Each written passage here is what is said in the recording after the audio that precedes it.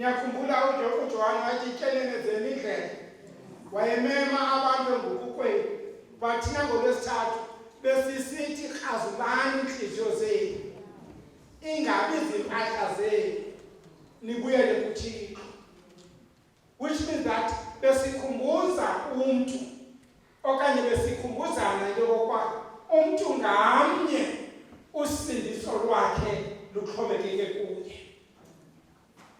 Namhlanje ndongamelwa bashumayeli bakhe bathi bafuna umqheba. Ndaqonda baqhele ukusela okanye uphekelwa kwinto ngemiqheba. Hayi bazalwane, sekwizitya ezingenamiqheba ngoku. O-Avon akusathengwa uHaji Mniki. Hayi, ndiyazithengela.